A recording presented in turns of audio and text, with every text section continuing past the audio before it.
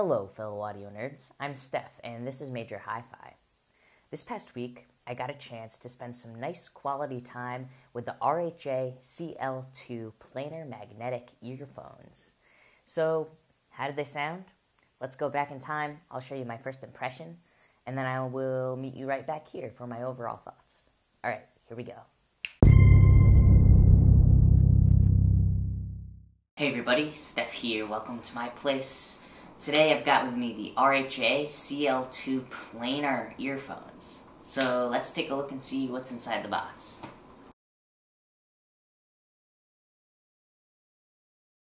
Alright, so we've got tons of accessories here, so where to even start? First things first, this is the Bluetooth cable.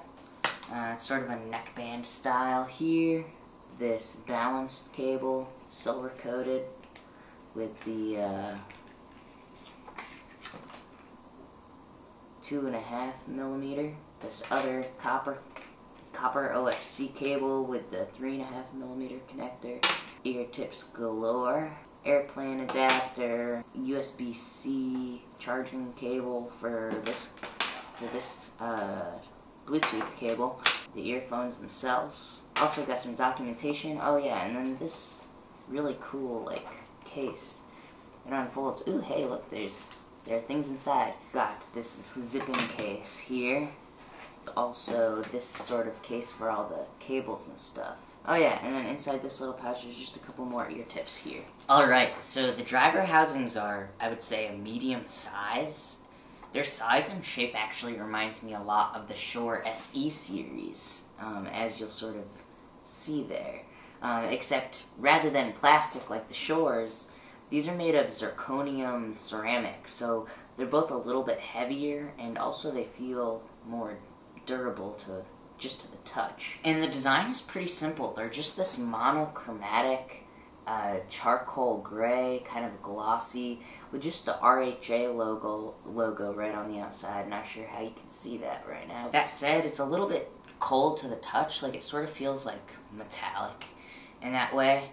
I'm curious to know how these fit in the ears. Quick note, these were a little bit tough to connect the cable to the earpiece when I was just trying, but I realized that if you sort of apply some pressure and twist as you put it on, it went on much easier. So anyway, word to the wise.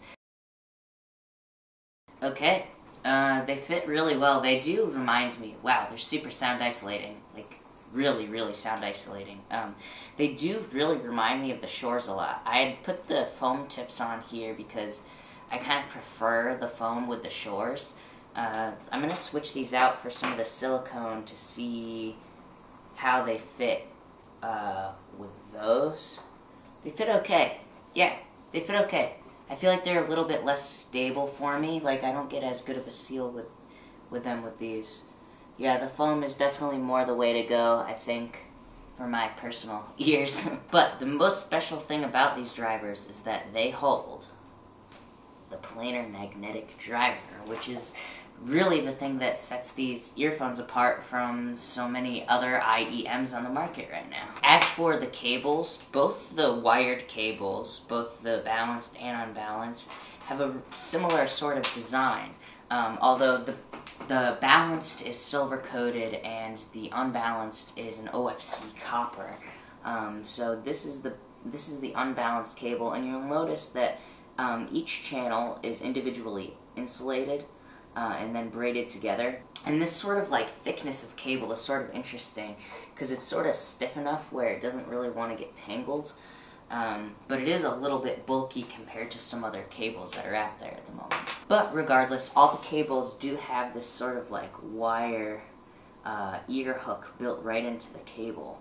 And it's malleable, you can sort of bend it whatever way you want it to sort of go. But it's really well made, actually. It feels high quality, it feels durable, and I really sort of like the overall design. And just for now, I want to get listening to these because I definitely, over the course of the next week, want to dig into the balanced cable more. I want to dig into the Bluetooth cable, but for now, I want to listen with the unbalanced cable. I figure that's the way most folks will be listening, and I want to see how these babies sound.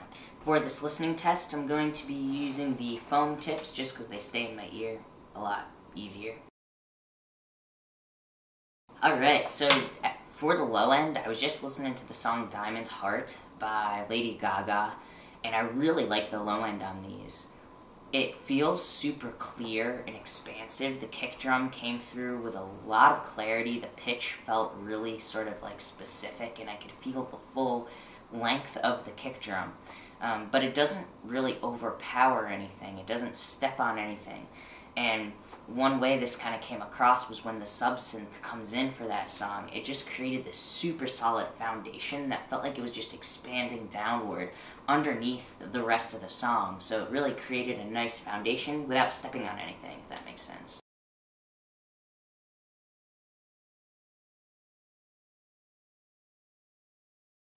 There's definitely a nice sense of warmth in the mid-range. I was just listening to Carolina in My Mind by James Taylor, and the bass guitar felt louder in the mix than it usually does, indicating to me that the low mids have a lot more energy than they usually do.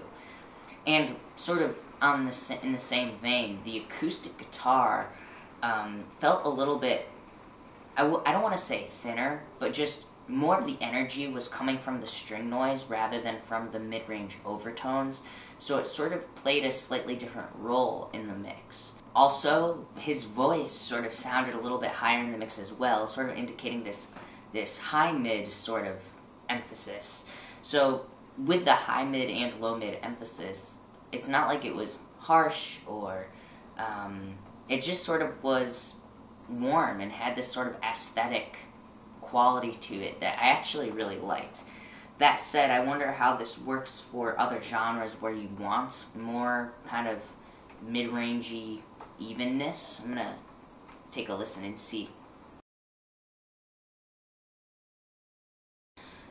Yeah, I was just listening to Brahms Symphony No. 1 in C minor, and I guess, yeah, my thoughts on it are sort of right in that I didn't like it so much for that genre because it was more clear that sort of like dip in the mid-range of it. So I actually prefer it more with like rock, pop.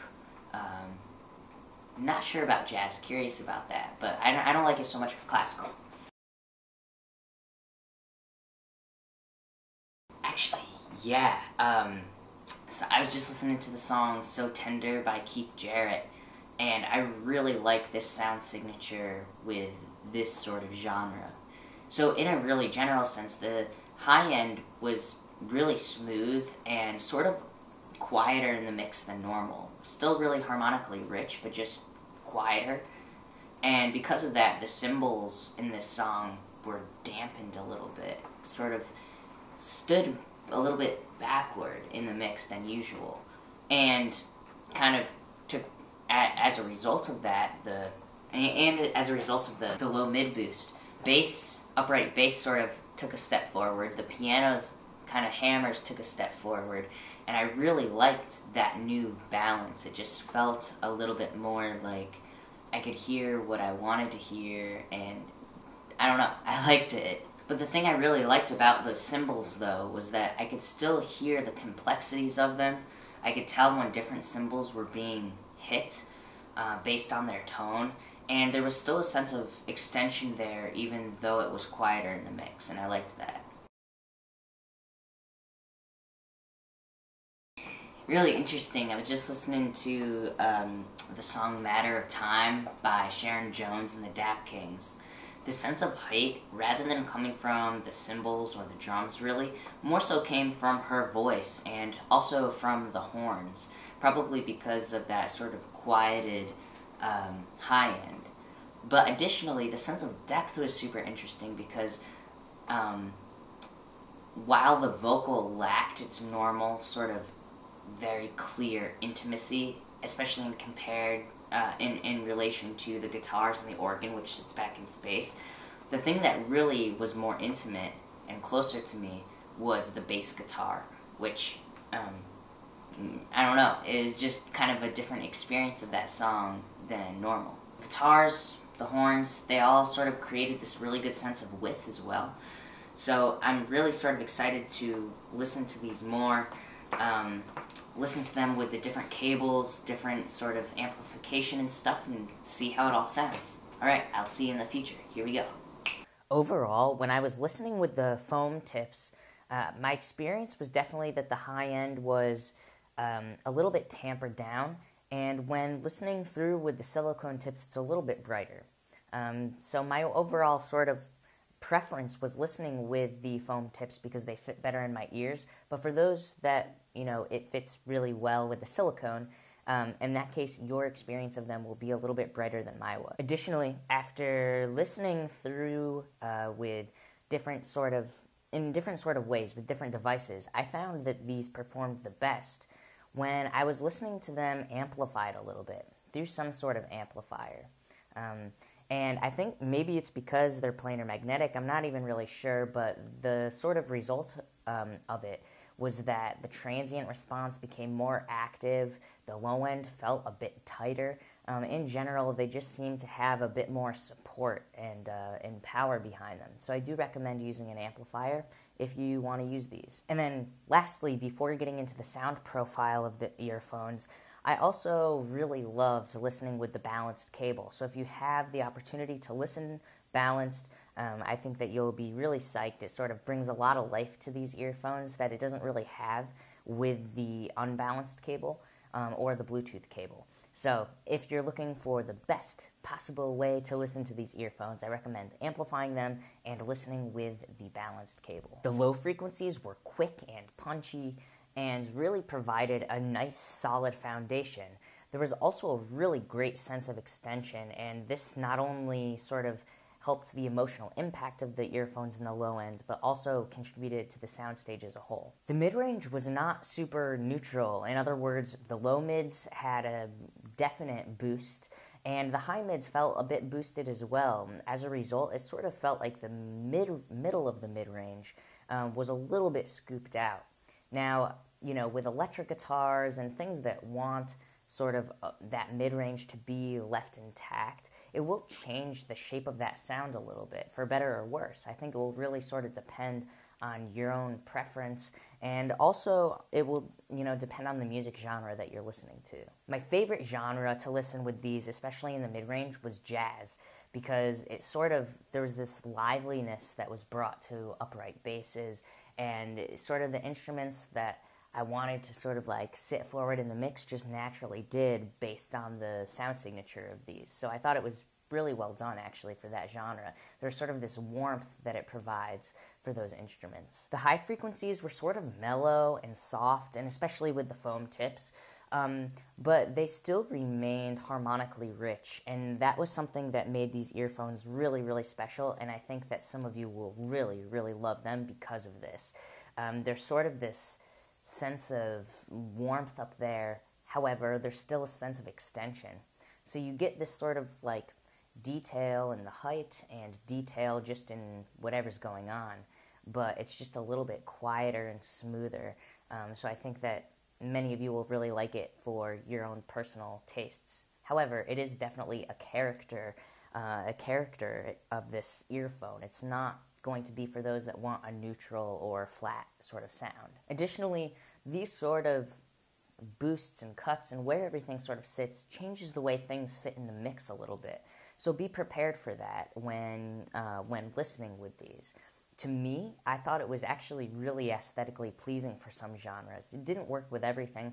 I wasn't as big of a fan with it for, singer-songwriter things where I wanted more air on the vocal, but it was really nice for genres that, for older music actually. I think that music recorded that has a little bit of harshness to it in the actual mixes and recordings sound really, really great with these. The sense of depth was definitely there.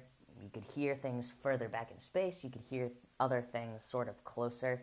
However, I wasn't as psyched on the way that vocals lacked intimacy, probably because of that mellower high end. However, I really, really loved the way that the sense of height was detailed, because the low frequency extension and the high frequency extension really sort of provided that big, tall length that I like hearing in the earphones.